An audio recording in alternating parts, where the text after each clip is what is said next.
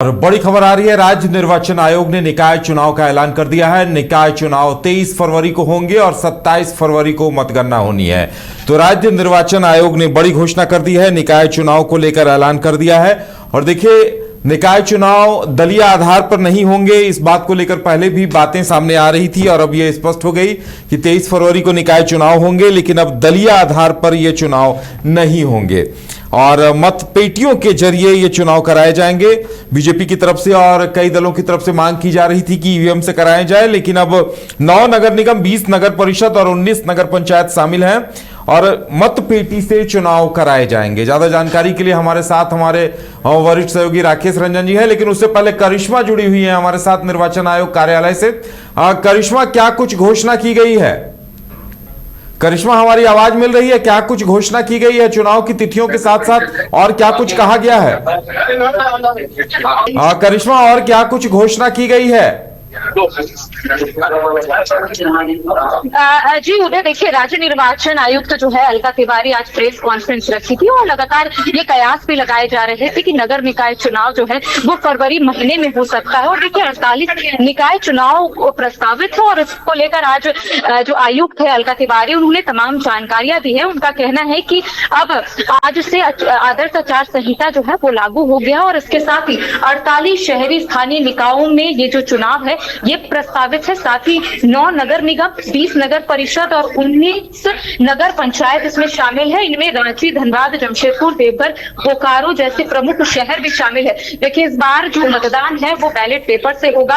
इसके साथ ही 29 जनवरी से 4 फरवरी तक नॉमिनेशन होगा। 5 को स्क्रूटनी है और नाम वापस लेने की जो तिथि है वो 6 फरवरी को निर्धारित की गई है। 23 फरवरी को देखिए चुनाव होंगे और काउंटिंग जो है उदय वो 27 को होंगे। इसके साथ ही जो मतदान केंद्र है वो पंडरा में रहेंगे। तो आज तमाम जानकारियां जो है वो अलका तिवारी की तरफ से दी गई है ये। और इसके साथ ही ये भी कहा गया है कि जैसे तिथि की घोषणा होगी वैसे ही आदर्श आचार संहिता जो है वो लागू हो जाएगा। देखिए, आज से आदर्श आचार संहिता जो है वो लागू हो गया है। इसके साथ ही तमाम जानकारियां दी गई है कि सभी जगह पर जिला निर्वाचन पदाधिकारियों को कह सकते हैं दिशा निर्देश भी दिए गए हैं कि किस तरह से इस चुनाव को सफल बनाना है। और इसके साथ ही जो भी प्रत्याशी चुनावी मैदान में उतरेंगे, अगर वो जुलूस या फिर सभा करते हैं तो इन तमाम वीडियोग्राफी को लेकर जिला निर्वाचन पदाधिकारियों को एक दिशा निर्देश दिया गया है। वीडियोग्राफी वही लोग बनाएंगे और उसके बाद कह सकते हैं कि तमाम जानकारियां देते हुए उन्होंने यही कहा है कि तैयारियां लगभग पूरी हो गई है और इसके साथ ही 23 फरवरी को नगर निकाय चुनाव जो है वो होंगे। जी हाँ बिल्कुल करिश्मा, देखिए लगातार इस बात को लेकर कयास लगाए जा रहे थे कि दलीय आधार, अब ये स्पष्ट कर दिया गया है कि दलीय आधार पर नहीं होंगे और मतपेटियों के जरिए होंगे। यानी विपक्ष की तरफ से जो मांग थी उन मांगों को लेकर किसी तरह उन मांगों को नहीं सुना गया है राज्य निर्वाचन आयोग की तरफ से। करिश्मा आज देखिए, लगातार न्यूज बाइस्कोप के माध्यम से भी हम अपने दर्शकों तक वो बात पहुंचा रहे थे कि देखिए इस बार जो चुनाव है वो दलीय आधार पर नहीं होंगे, यानी कि गैर दलीय आधार पर होंगे। और आज देखिए जब प्रेस कॉन्फ्रेंस रखी गई तो तमाम बातों का जिक्र किया गया। इसके साथ ही ये भी कहा गया कि ये जो चुनाव है ये गैर दलीय आधार पर होंगे। और इसके साथ ही आपने सही कहा कि विपक्ष की तरफ से कई सवाल उठाए जा रहे थे, लेकिन आज जिस तरह से तमाम जानकारियां दी गई है और ये भी कहा गया है और इसके साथ ही तिथि की घोषणा की गई है। ईवीएम की भी मांग जो है लगातार की जा रही थी, लेकिन आज जो प्रेस कॉन्फ्रेंस के जरिए जो बताने की कोशिश की गई है वो यही है कि मतदान जो है वो बैलेट पेपर से ही होंगे। तो हम कह सकते हैं कि आज से आदर्श आचार संहिता जो है वो लागू हो गया और इसके साथ ही नगर निकाय चुनाव को लेकर तमाम जो तैयारियां हैं उसे पूरी कर ली गई है।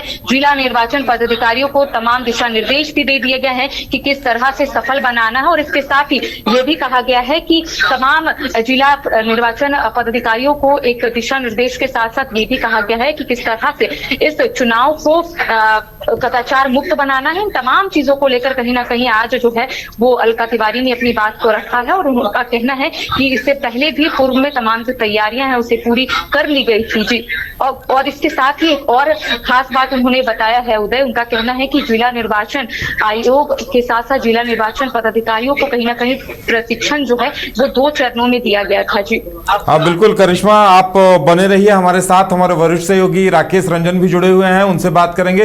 राकेश जी, देखिए विपक्ष लगातार ये मांग कर रहा था, बाबूलाल मरांडी भी कह रहे थे कि ईवीएम से चुनाव कराए जाएं और देखिए ये भी मांग थी कि दलीय आधार पर चुनाव हो, तो इन दोनों मांगों को नकार दिया गया है।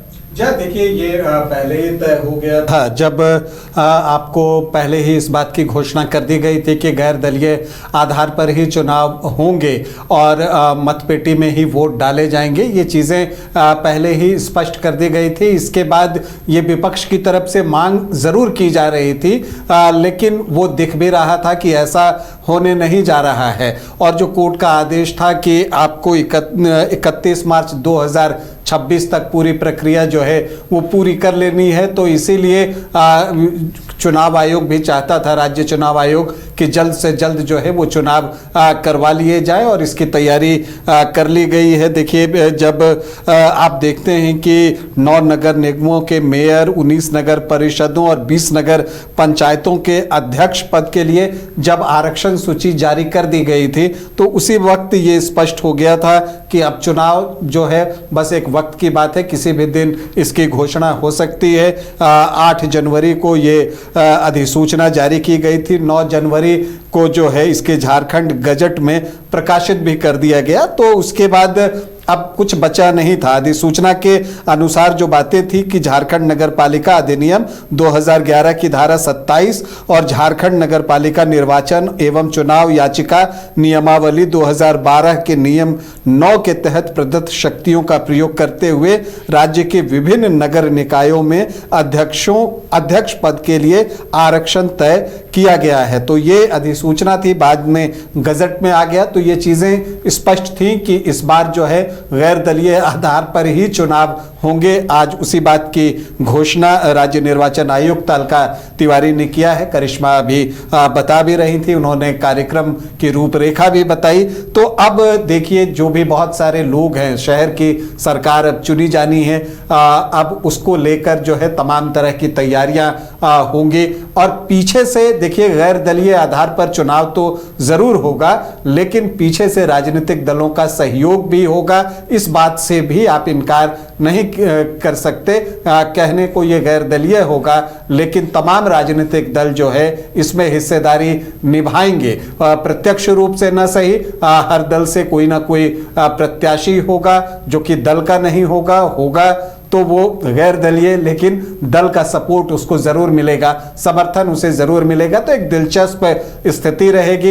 एक बार फिर से बैलेट पेपर के जरिए वोटिंग की बात आई है। काफी पहले ये चीजें हुआ करती थी और अब जो है चूंकि बैलेट पेपर से भी हो रही, तो ये भी तय था कि नोटा का जो है इसमें जगह नहीं मिलेगी। मतलब कि अगर आप किसी और से किसी भी प्रत्याशी से अगर आप सहमत नहीं हैं तो आप नोटा पर वोट करते हैं, ईवीएम में ये विकल्प होता है, तो वो विकल्प इस बार नहीं दिया जाएगा। अगर आप वोट करने के लिए गए हैं तो किसी न किसी को आपको वोट करना ही है, और अगर ऐसा है तो फिर आप वोट न जाकर वोट देने ही ना जाए। हाँ, करिश्मा हमारे साथ है। करिश्मा देखिए 23 फरवरी को निकाय चुनाव हो जाएंगे, 27 को नतीजे आएंगे और इसी बीच बजट सत्र भी 18 फरवरी से है। तो लगता है कि बजट सत्र की शुरुआत होगी और इधर चुनाव होंगे, यानी बजट सत्र से पहले ही सरकार चुनाव निपटाना कहीं न कहीं मंशा थी, लगता है।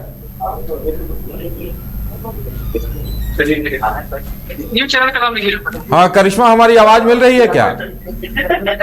लगता है कि संपर्क नहीं हो पा रहा है। हमारे साथ हमारे वरिष्ठ सहयोगी राकेश जी हैं। राकेश जी देखिए 18 फरवरी से बजट सत्र भी है, तो सरकार चाह रही है कि कहीं न कहीं एक हफ्ते के अंदर चुनाव निपटा लिया जाए ताकि उसके बाद पूरी तरह से सत्र पर फोकस रहे। देखिए राज्य निर्वाचन आयोग, चूंकि उनके सामने जो समस्या थी कोर्ट के बाद 31 मार्च का वो डेडलाइन था कि उससे पहले चुनाव कराना है, तो अब होली के पहले ही ये चुनाव संपन्न करा लिया जा रहा है, क्योंकि फिर बाद में होली भी थी। तो अब ये देखना दिलचस्प होगा कि किसकी होली मनती है। जो भी जीतेगा, चूंकि परिणाम जब 27 फरवरी को आ जाएगा तो उसकी होली बेहतर हो जाएगी। और देखिए शहर की सरकार जितनी जल्दी चुन ली जाए उतना बेहतर होता है। पहले से ही थोड़ी देरी हो चुकी थी, तो इसलिए ये अपेक्षित था। और उस लिहाज से आप देखें तो जो जब मेयर के लिए आरक्षण चुन लिया गया था, डाल्टनगंज नगर निगम, रांची नगर निगम, धनबाद नगर निगम, चास नगर निगम, हजारीबाग नगर निगम, गिरिडीह नगर निगम, देवघर नगर निगम, आदित्यपुर नगर निगम और मानगो नगर निगम, तो ये 9 नगर निगम है। इसके अलावा 20 नगर परिषद और 19 नगर पंचायत अध्यक्ष पद के लिए जो है आरक्षण रोस्टर पहले ही तय कर लिया गया था। जहां तक रांची की बात है, यहाँ पर जो है अनुसूचित जनजाति के लिए जो है इसको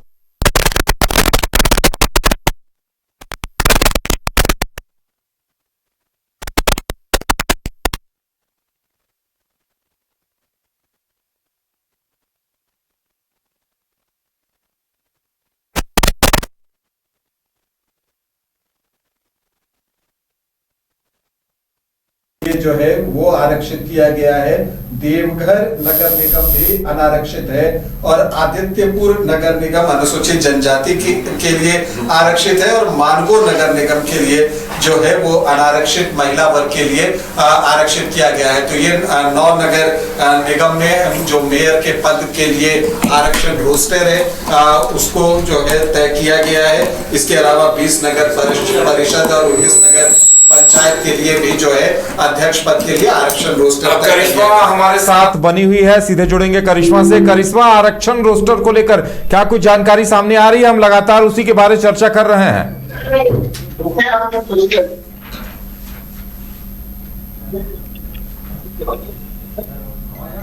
हाँ करिश्मा, क्या कुछ जानकारी सामने आ रही है आरक्षण को लेकर?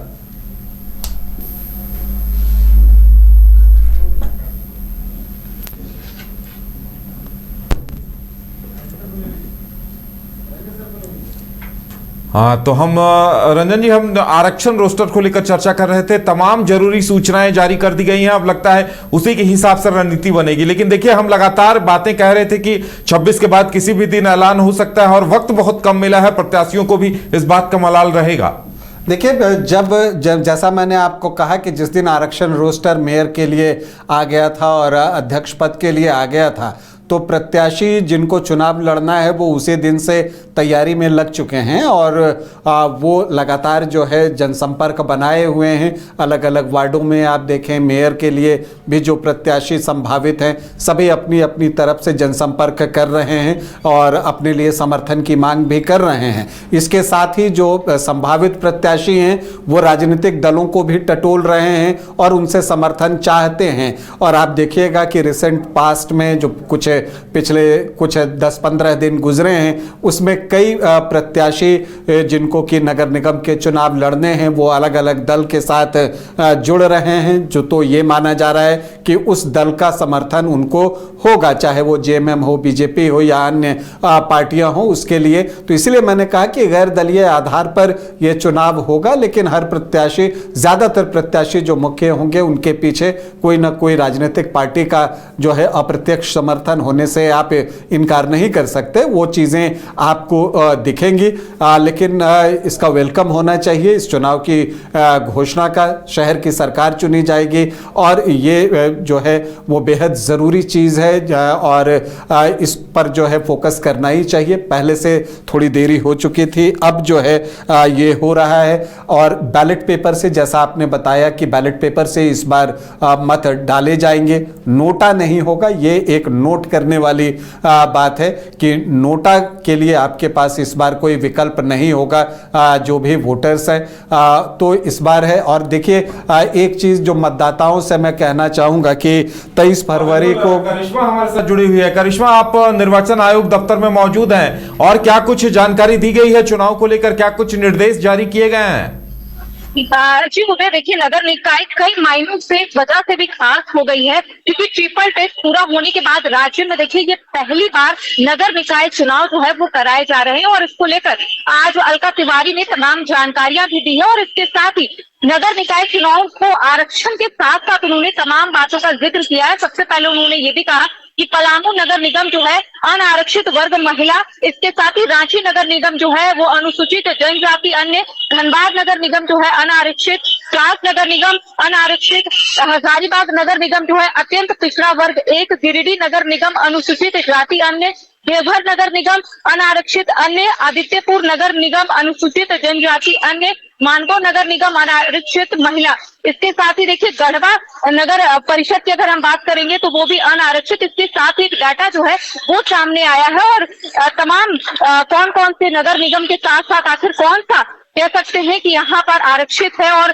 कौन सा आरक्षित नहीं है, तमाम लिस्ट जो है वो फिलहाल दिए गए हैं। और एक बात का जिक्र जो है वो यहाँ पर किया गया है कि अगर हम बात करें नगर परिषद चुनाव की, तो वैसे नगर परिषद जहाँ की जनसंख्या जो है उधर 1 लाख और उससे अधिक है, तो वहाँ महापौर अध्यक्ष के उम्मीदवार अधिकतम जो है वो 10 लाख रुपए और वार्ड परिषद जो है वो 2 लाख रुपए जो है वो खर्च कर सकेंगे। इसके साथ ही 1 लाख से कम आबादी वाले नगर परिषद में महापौर अध्यक्ष अधिकतम जो है वो 6 लाख रुपए और वार्ड पार्षद जो है 1.5 लाख रुपए खर्च कर सकेंगे। तो ये लिस्ट जो है फिलहाल जारी कर दी गई है कि आखिर कहाँ कौन कितने पैसे जो है वो खर्च कर सकते हैं इस चुनाव में। जी अब बिल्कुल, तो एक पैसों को लेकर भी देखिए निर्वाचन आयोग की अब सख्त नजर रहेगी। करिश्मा, नोटा का प्रावधान खत्म कर दिया गया है, ये एक बड़ी बात है। ये जानकारी दी गई है कि अगर आपको वोट देने जाना है तो नोटा में आप नहीं दे सकते हैं। जी देखिए, आज इसको लेकर भी बातें जो है वो रची गई है कि नोटा का जो प्रावधान है वो बिल्कुल खत्म कर दिया गया है। और इसके साथ ही इस निकाय चुनाव को लेकर जो भी बातें के साथ साथ जो भी दिशा निर्देश दिए गए हैं उन तमाम बातों का यहाँ पर जिक्र किया गया है। और इसके साथ ही ये भी कहा गया है कि जो भी उम्मीदवार चुनावी मैदान में उतरेंगे, अगर वो सभा करते हैं, जुलूस करते निकालते हैं या फिर अपनी बातों को जनता के बीच में रखने की कोशिश करते हैं, तो जिला निर्वाचन पदाधिकारियों को कहीं ना कहीं वो वीडियोग्राफी करने का दिशा निर्देश जो है वो यहाँ पर दिया गया। और मैंने आपको पहले ही कहा कि अगर हम नगर परिषद चुनाव की बात करेंगे तो वैसे नगर परिषद जहाँ की जनसंख्या उदय 1 लाख और उससे अधिक है, तो वहां पर जो महापौर की उम्मीदवार अधिकतम जो रुपए खर्च कर सकते हैं वो 10 लाख रखा गया है और वार्ड परिषद 2 लाख रुपए खर्च कर सकेंगे। तो ऐसे में एक डाटा जो है वो तैयार किया गया है और इसके साथ ही नोटा का जो प्रावधान है वो खत्म कर दिया गया है। जी चलिए, तो ट्रिपल टेस्ट के बाद पहली बार चुनाव हो रहे हैं। करिश्मा, हमारे साथ जुड़ने के लिए और तमाम जानकारी देने के लिए बहुत बहुत धन्यवाद। तो राकेश जी, ये बड़ी बात है कि ट्रिपल टेस्ट के बाद आरक्षण रोस्टर के आधार पर पहली बार चुनाव कराए जा रहे हैं। जहाँ ये एक स्वागत योग्य कदम है और देखिए ये एक खुशी की बात है कि शहर की सरकार अब चुनी जाएगी और संविधान में जो बातें कही गई हैं उसी के तहत ये चुनाव होता है। और इसके अलावा आप देखिए मतदाताओं से अपील होगी कि आमतौर पर वो जब विधायक या सांसद का चुनाव होता है तो वो बढ़ चढ़कर हिस्सा लेते हैं, लेकिन जब शहर की सरकार चुनने की बात होती है तो कई बार जो है वो उत्साह वो नहीं दिखाते हैं। लेकिन मतदाताओं से यही अपील हम सभी करना चाहेंगे कि इस चुनाव में भी आप वही उत्साह दिखाएं, क्योंकि यहाँ पर आपके वार्ड, आपके शहर की बात होती है और वो बेहतर हो उसको कौन अच्छा कर सकता है, इस बात को समझें, बूझें और जाकर अधिक से अधिक संख्या में वोट करें। लोकतंत्र की यही खूबसूरती है, लोकतंत्र की सफलता मतदाताओं की भागीदारी पर ही निर्भर करती है कि वो कितनी बड़ी संख्या में इस पर्व में हिस्सा लेते हैं। तो मतदाताओं से अपील होगी कि जो अभी चुनाव हो उसमें ज़्यादा से ज़्यादा संख्या में अपनी हिस्सेदारी निभाएं, सुनिश्चित करें कि आप वोट देने जो है वोटिंग केंद्र तक ज़रूर जाएंगे, मत केंद्र तक ज़रूर जाएंगे और अपना मत का प्रयोग करेंगे। चलिए, तो अब निकाय चुनाव की घोषणा कर दी गई है और अब चुनाव की तैयारियों में प्रशासन से लेकर सरकार तक जुट जाएगी। राज्य निर्वाचन आयोग पूरी तरह से तैयार है। अब देखने वाली बात यह होगी कि विपक्ष की जो मांगे थी चुनाव कराने को लेकर उस पर विपक्ष क्या कुछ कहता है।